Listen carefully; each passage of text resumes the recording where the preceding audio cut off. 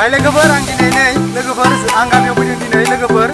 film नायनो फैदों film देखायदोंनो जोंनि बे लोखि फुजा जायगायाव सिगाङावनो देखायखादों टिकेट दानाय लोगोफोर मैयानिफ्राय देखायदोंनो मैया हायनामुलि दंमोननो आं मैया फैनो हायासै लोगोफोर दिनै फैबाय लोगोफोर फिल्म नायनो नोंथांमोनाबो नायदो लोगोफोर नै आंजों लोगोफोर दं लोगो माने आंनि फंबाय सानै दंदेरो हाय रेडि बसुमतारी बिथाङा लोगोफोर नै सासे दंबावो बेबो फंबाय रुबुं बसुमतारी अब्ला लोगोफोर फैदो भिडिअखौ स्टार्ट खालामसै नोंथांमोना फारि फारि नायलांनो जोंनि ओरैनो लामाखौ लोगोफोर लोगोसेनो नोंथांमोना खिन्थागोन दिनै लोगोफोर जोंनि नैबे सेसाबानियाव फुजा जायो लोखि फुजा नोंथांमोना नायलांदो फारि फारि नोंथांमोना आं फारि फारि खिन्थालांनो लोगोफोर दिनै फिल्मखौ देखायगोन होनना खोनानो मोन्दों रान्दिनिनि मोदै अब्ला फैदो लोगोफोर स्टार्ट खालामसै नोंथांमोना फारि लोगोफोर जायगाया बाक्सा जिल्लानि कुमारिकाटायानि सिङाव थानाय सेसाबानि बरा बाजाराव लोगोफोर अब्ला बियो दिनै रान्दिनिनि मोदै लोगोफोर नै फुजानि सानब्रै सिगाङाव देखायनाय जादों लोगोफोर बे पर्दाखौ लोगोफोर सानब्रै सिगाङाव देखायनाय जादों लोगोफोर फुजायाव लोगोफोर पर्दा टिकेट दानाय देखायनाय नङा लोगोफोर फिल्म देखायनाय नङा लोगोफोर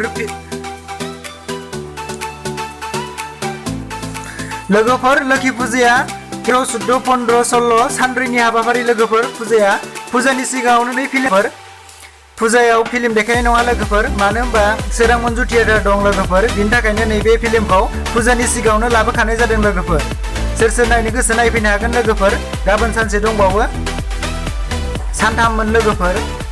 हेलौ लोगोफोर मोनसे खोथा लोगोफोर जोंनि फुजायाव नायनो नोंथांमोना नायना ला लोगोफोर फार्स्ट प्राइजआव दं 20,000 सेकेन्डआव दङ 15,000 थार्डआव दङ 7,000 लोगोफोर नोंथांमोना जायफोरानोखि मोसानो गोसो बेयाव सुला लानानै नोंथांमोना फैनो हागोन लोगोफोर गोजाननिबा नोंथांमोना जायखिजाया फैनानै नैबेयाव जोंनियावनो थानायनि गासिबो फ्रि दंखाजोबो लोगोफोर नोंथांमोना फैनानै थाफैनो हागोन लोगोफोर नोंथांमोना फैनानै थाफैनानै कम्पिटिसनाव बाहागो लानो हागोन लोगोफोर जानाय थानाय गासिबो फ्रि लोगोफोर नोंथांमोना नैबे नाम्बाराव कन्टेक्ट नाम्बाराव नोंथांमोना कन्टेक्ट खालामनानै रायज्लायहरग्रो बिनि उनाव फैदो लोगोफोर नोंथांमोना जायफोरानोखि मोसानो गोसो नोंथांमोना फैनानै मोसानो हागोन लोगोफोर बेनो लोगोफोर नोंथांमोना कन्टेक्ट खालामना रायज्लायहरदो लोगोसेनो मोजां मोसाफैदो जायफोरानोखि मोसानो गोरों कम्पिटिसनाव बाहागो लानो सानदों बाहागो लाफैदो लोगोफोर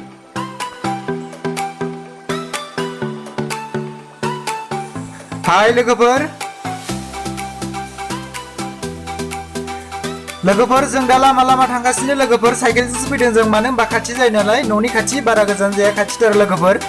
नै बे लोगोफोर फंबायमोन लोगोफोर माइबारि जोंनि गामिनि लामा लोगोफोर बियो गामिनि लामा माइ गेजेर लोगोफोर बैनो लोगोफोर गोजौजों नुहुरनाया बेयावनो जायो फुजाया अब्ला फैदो लोगोफोर नोंथांमोना फारि फारि नायलांदो लोगोफोर नै लोगोफोर नै एसे गोजौआव गाखोबाय जोङो गोजौ जायो बेयाव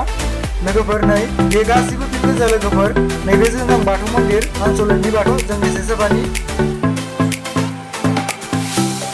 नैबे गासिबो फिल्ड लोगोफोर नैबे गासिबो फिल्ड नैबे बाथौआ बै नुहुरनाया गासिबो लोगोफोर नैबे नुहुरनायाव गासिबो लोखि फुजा जाजोबो लोगोफोर गिदिरथार जायो नैबे LP स्कुल लोगोफोर फुजाथिलियावनो लोगोफोर फुजानि एसे साहा बागान दंफां बागान दं लोगोफोर अब्ला नै लोगोफोर नैबेयाव नैबे गिदिरथार खालामदों बेरा दोनजोबदों साइकेल स्टेन्ड गारि स्टेन्ड लोगोफोर बेयाव दोनजोबगोन गिदिरथार लोगोफोर साइकेल स्टेन्डनि सिङावसो पर्दाखौ देखायनाय जादों लोगोफोर मानो होनबा फुजानि सिगाङावनो सिफायना थांगोन नालाय बिसोरो फिल्म देखायग्राफ्रा लोगोफोर नैबेयावनो लोगोफोर बेनो लोगोफोर फिल्म हला बेनो लोगोफोर दा जों टिकेट नागिरनो थांसै लोगोफोर दंना गैया मानो होनबा गैयाबो जानो हागौ जों सानाव फैदों लोगोफोर नैबेयावनो बैयाव लोगोफोर फुजानि बायदिसिना बानायहांबाय लोगोफोर मानो होनबा बारा गोबाव गैला नालाय फुजायाबो अब्ला जों टिकेट दानो थांसै लोगोफोर नै मैयानिखौ बिसिना गारबाय खोमा हायनामुलिखौ लोगोफोर अब्ला नै रान्दिनिनि मोदै लोगोफोर माबायदि जायो लोगोफोर जों दा नायनोसै लोगोफोर नोंथांमोनाबो सोरबा नायनो गोसोबा नायनो फैनो हागोन लोगोफोर रावबो गैया लोगोफोर टिकेट फानग्राया जों फैबाय बेनिखायनो रावबो गैयामोन टिकेट फानग्रा मानो होनबा एसे सानाव थांगोन नालाय जोङो भिडिअबो बानायखानो नै लोगोफोर नैबेजों मेन माबायाव फैयो जों फुजायाव लोगोफोर नै फुजानि पेन्डेलखौ बानायगासिनो लोगोफोर नै बेयावनो जाजोबगोन लोगोफोर नैबे जों बाथौ नैबे बाथौ ओमफ्राय नैयावबो ब्रह्म नैबे जों ब्रह्म लोगोफोर नैबे ब्रह्मनिबो होयो बाथौनिबो होयो लोगोफोर अब्ला नै लोगोफोर बेयावनो गासिबो जाजोबो मानसिफोर जाहांगासिनो जायगाफोर होनाय खोमा लोगोफोर दखान होनायनि जायगाफोर लोगोफोर नै लाबोजोब्बाय गासिबो औवा बायदिसिना सोरबा लुहांबायानो लोगोफोर नै लुहांबाय जों दा ओरैनो गिदिंनोसै लोगोफोर फिल्डआव नै गासिबोखौनो जोब्बाय जायगाफोर होनाय खोमा दखानफोर बानायनायनि लोगोफोर नै बेफोरजों गासिबो जिं जिङाव दखान थाजोबगोन लोगोफोर नै लोगोफोर बेफोरजों गासिबो दखान थाजोबगोन लोगोफोर लोगोसेयैनो बेयाव डान्स कम्पिटिसन दं लोगोफोर नोंथांमोना सोरबाफोर मोसानो गोसो दंबा एबा मोसानो नाजादोंबा नोंथांमोना मोसाफैनो हागोन लोगोफोर बेयाव डान्स कम्पिटिसन लोगोफोर दखानफोर बानायहांबायानो लोगोफोर नैबे एलपि स्कुला दहाय नुहुरनाया लोगोफोर नैफोराव गासिबो दखान जाजोबगोन नैफोरजों जाजोबगोन बेनिखायनो बन्द थ'जोबदों लोगोफोर नैबे फिल्डआव सोरां मन्दिर थियेटारखौ देखायगोन ना नैबेयाव नैबे लान्दाङाव नैबे फैदेरथार लोगोफोर नैखौ देखायगोन नैफोराव गासिबो जाजोबगोन लोगोफोर दा लान्दां लोगोफोर जेब्ला फुजा जायो अब्ला नोंथांमोना नुगोन फारि फारि दखान जाजोबगोन बेफोराव लोगोफोर नैबे लान्दाङाव गासिबो नैबेफोराव इदि लोगोफोर नैबे फिल्ड बल फिल्डमोन बल फिल्डआव गासिबो होजोबनाय जादों लोगोफोर नैबेमोन जों दहाय माबाया फिल्म हला लोगोफोर नैबेनोमोन फिल्म हला जों ओरैजाय लासै फैबाय नै बेसेबा गिदिर लोगोफोर साइकेल स्टेन्डआबो लोगोफोर नैबेयावनोमोन लोगोफोर बेफोरनो आरोना लोगोफोर जोंनि फुजा जाग्राया दा जेबो गैया लोगोफोर लांदां नै गासिबो लांदां लोगोफोर मानो होनबा फुजा जाथ'वाखै जेब्ला फुजा जागोन अब्लासो गासिबो फिलाप जाजोबगोन लोगोफोर जायगाफोरा बेफोरनो आरोना लोगोफोर नैफोर सिंगार बिग्राय गौतम लोगोसेनो देरहासार दं लोगोफोर बेफोरखौनो फैगोन लास्ट खालि 16 थारिख खालि लोगोफोर बेनिखायनो आं 16 थारिख खालिसो ब्लग भिडिअ बानायनो होनना सानदों लोगोफोर बिनि सिगाङाव आं बानायनो होनना सानदों लोगोसेनो नोंथांमोना एबा फुजाखौ नायनो गोसो दंब्ला लोगोफोर कमेन्ट खालामनो हागोन फुजानि सिगां जेनेबा नैबे गायक फैनायनि सिगाङावनो नायनो गोसो दंबा फुजाखौ नोंथांमोना कमेन्ट हर अब्ला आं बानायनाय जागोन लोगोफोर थेवबो आं बानाया होनना सानदों लास्ट खालिसो बानायगोन होनना सानदों लोगोफोर एसे खोमसि जाहांबाय नै एसे खोमसि जाहांबाय लोगोफोर जों जमा दं गासिबो चार्ज गैयामोन आंना लोगोफोर पावार बेंकजोंसो लानानै खालामनांदों नैबे आंनि लोगोफोर फरेस्ट बसुमतारी बे गासिबो लोगो फंबायमोन अब्ला फै थांफिनसै लोगोफोर जोङो नै लोगोफोर बेफोरनो आरोना जों थांफिननो नागिरबाय दा नैबे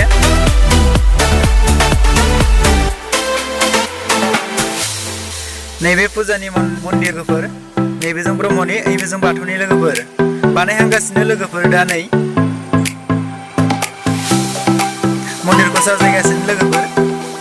अब्ला नैबेफोरजों गासिबो जाजोबगोन लोगोफोर दखान बायदिसिना जाजोबगोन नैफोरजोंनो लोगोफोर नैबे मेन गेट लोगोफोर मेन गेटनिफ्राय फैबाय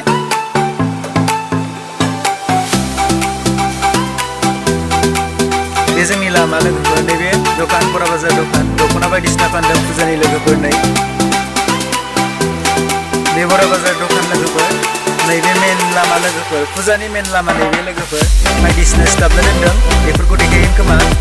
नैबे फुजानि मेन गेट लोगोफोर नैबे गोजौआव नैबेयाव गेट लुगोन लोगोफोर नैबे जिं जिं होथेजोबनाय थिग मानो होनबा जानला मानला हाबनो हायैनि लोगोफोर गेटजों हाबो जायखिजाया जाहाथे मानसिफोरा नैबेजों नैबे गेट मेन गेट लोगोफोर नैबेनो मेन गेटआ लोगोफोर मेन गेट खाथिजोंनो आरोना फुजानि एसे सानजाहा लोगोफोर हला फिल्म हला लोगोफोर जों दा टिकेट नागिरनोसै लोगोफोर टिकेट मोनगोन ना मोना एसे मोनाहांबाय बांद्रायबो मोनायाखै फानबाय जानो हागौ लोगोफोर दामफ्राव गासिनो गोसा गोसा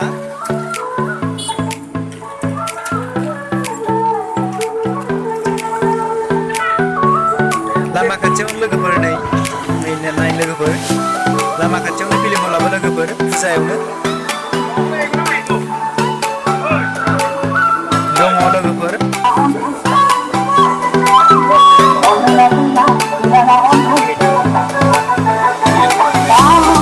लोगोफोर जों दा नै टिकेट लानो नागिरदों आदानाव एसे सोंनो दे आदा बेयाव खैजनसोनि जायगा दङ बेवहाय हाजार दङ अ मैया पास मोननो आदा अ मैया माबायदि जानाय आदा मैया अ होमबा दिनै मा फिल्म देखायनो नागिरदों आदा टिकेटनि बेसेनखौ बेसेन खालामनाय जादों आदा अ मोननै स्टिम दं नामा आदा अ होमबा जों दा लानोसै ना गांसे औ दे होमबा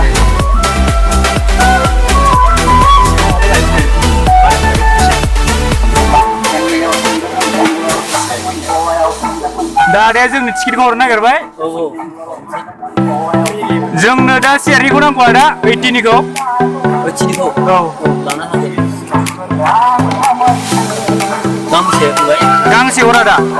औ बेसेबां सिरियाल नाम्बारनि नांगौ दा जोंनो पास नामा आदा औ नोंसोरनो पास अ होमबा मोजाङानो जादों होमबा जों पासनिखौनो लानोसै औ दे आदा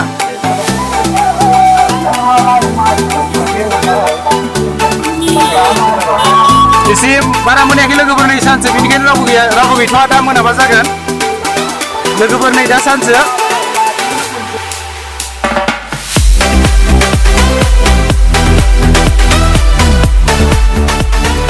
लोगोफोर नैबेनो हरसिमना लोगोफोर नै सेर गासै बहायजोबना दोनखादों लोगोफोर नैबे सेरना लोगोफोर 80निया ओमफ्राय नैबे हायाव दङ हानिया 50निया लोगोफोर नै लोगोफोर नैबे टला लोगोफोर एसे खोमसि जायो बांद्रायबो खोमसि जायाखै लोगोफोर बेफोरबायदि आरो ना सिङाव ओरैनो नायबाय जों लोगोफोर गासैबो सेराव खाजोबनानै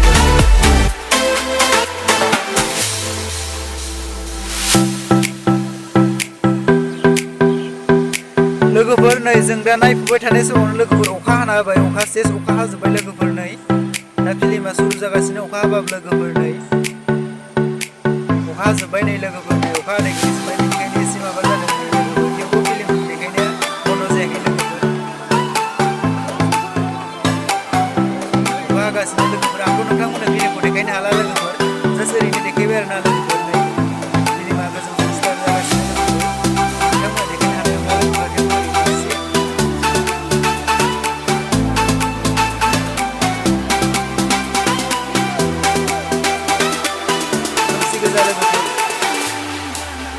हादों थेवबो नायगासिनो लोगोफोर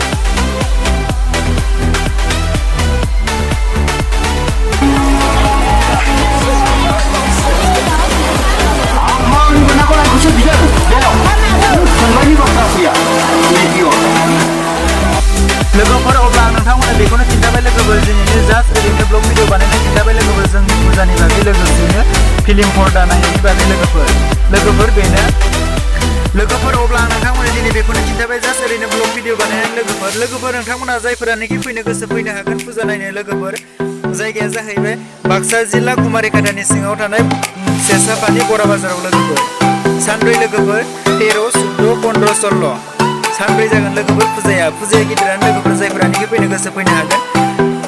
सोरां मन्दिर थियेटार नायनोबा नायनो हागोन लोगोफोर नोंथांमोना जायफोरानोखि फैनो हागोन लोगोफोर बाय लोगोफोर नोंथांमोना गाज्रि मोननांला जास्ट ओरैनो ब्लग भिडिअ बानायना खिन्थाबाय लोगोफोर आरो नेक्स्ट भिडिअ थाबैनो लोगो मोनफिनगोन